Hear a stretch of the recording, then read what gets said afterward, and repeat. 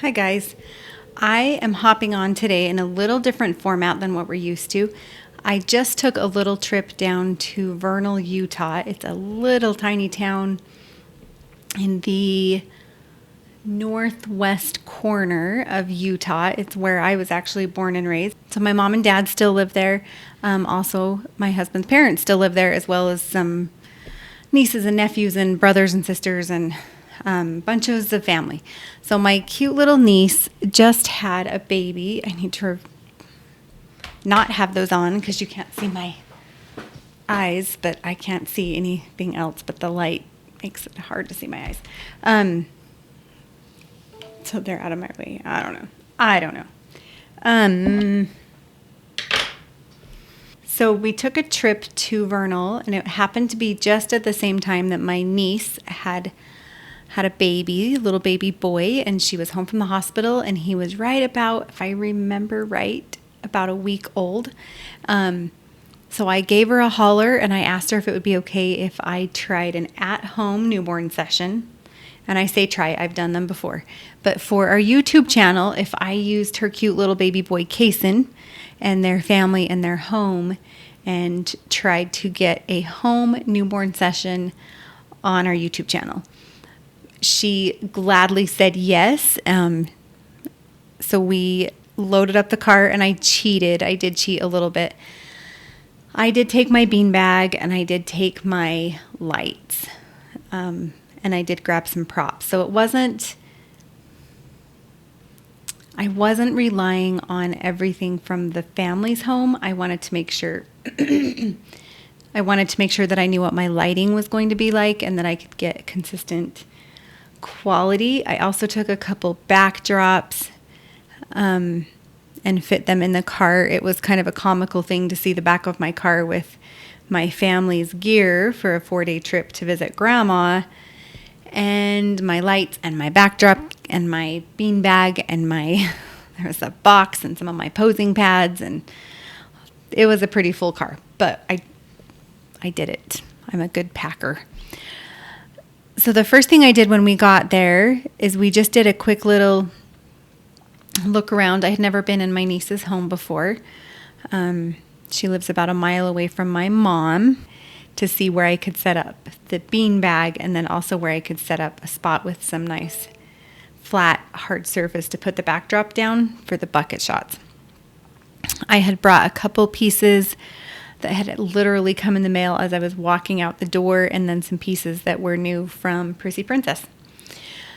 We set up the beanbag in the mom's room, in mom and dad's room, and in advance, my niece had asked me if there was anything they could do to help get ready to make the session go smoothly.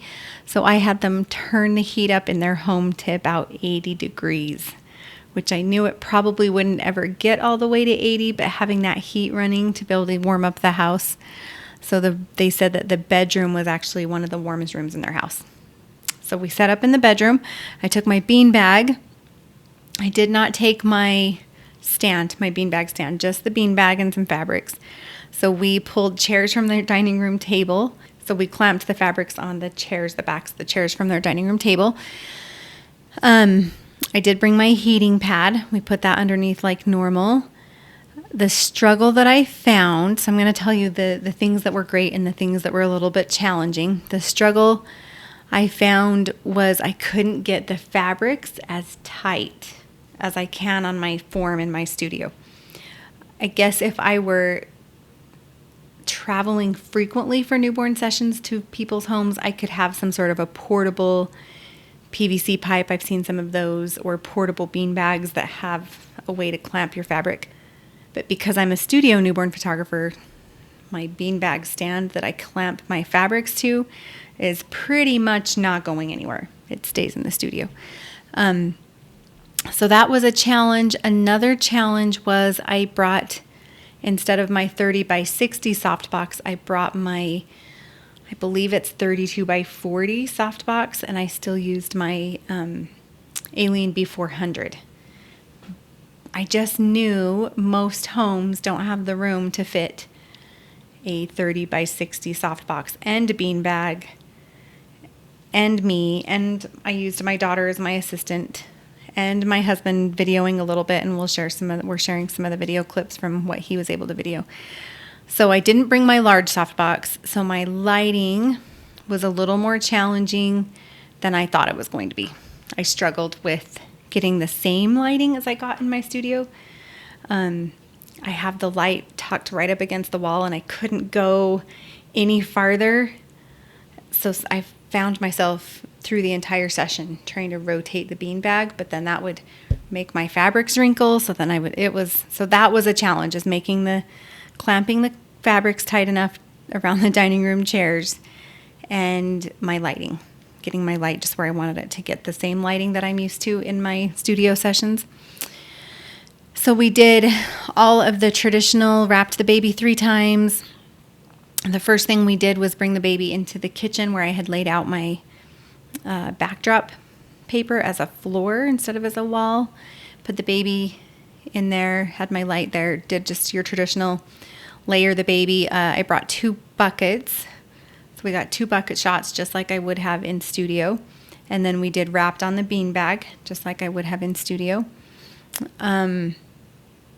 It was a little bit harder to compensate for the ambient light than it is in my studio because I have blackout curtains and I shut the blackout curtains. It was a little bit harder to cut out the ambient light.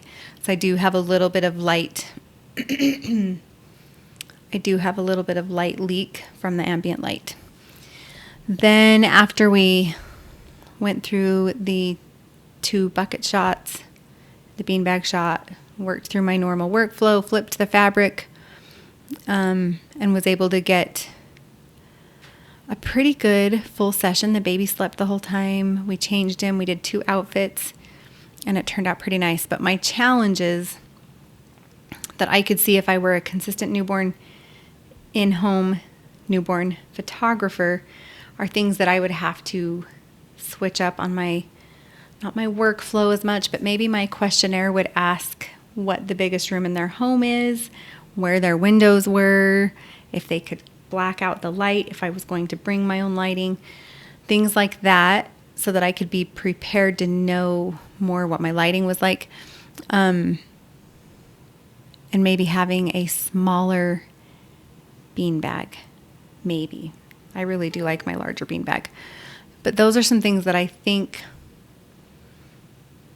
if I were to do it again, I would do it for my nieces and nephews again in a heartbeat.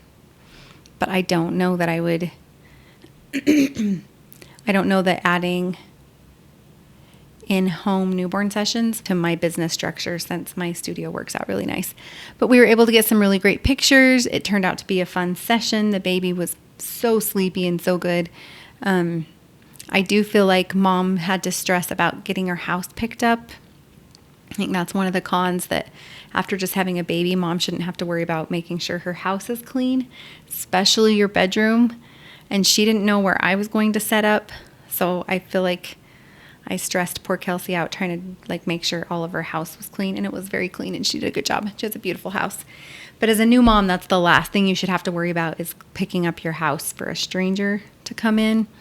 And then another struggle for mom is the stress of worrying about what the kids are doing.